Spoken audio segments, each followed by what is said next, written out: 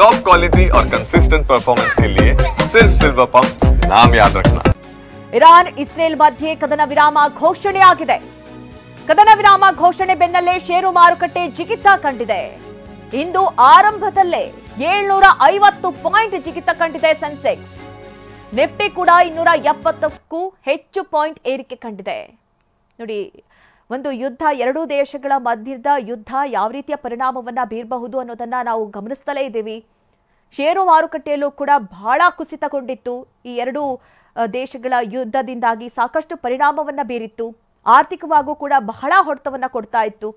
ಆದರೆ ಈಗ ಎರಡೂ ದೇಶಗಳ ಮಧ್ಯೆ ಕದನ ವಿರಾಮ ಘೋಷಣೆ ಆಗ್ತಾ ಇದ್ದಂತೆ ಷೇರು ಮಾರುಕಟ್ಟೆಯಲ್ಲೂ ಕೂಡ ಏರಿಕೆ ಕಂಡು ಬರ್ತಾ ಇದೆ. ಇವತ್ತು ಆರಂಭದಲ್ಲೇ 750 ಪಾಯಿಂಟ್ ಜಿಗಿತ ಕಂಡಿದೆ ಸೆನ್ಸೆಕ್ಸ್. ನಿಫ್ಟಿ ಕೂಡ 270ಕ್ಕೂ ಹೆಚ್ಚು ಪಾಯಿಂಟ್ಗಳ ಏರಿಕೆ ಕಂಡಿದೆ. ಇರಾನ್ ಇಸ್ರೇಲ್ ಮಧ್ಯೆ ಏನು ಕದನ ವಿರಾಮ, ಅದಕ್ಕೆ ಈಗ ಇರಾನ್ ಕೂಡ ಒಪ್ಪಿಕೊಂಡಿದೆ ಎನ್ನುವಂತಹ ಮಾಹಿತಿ.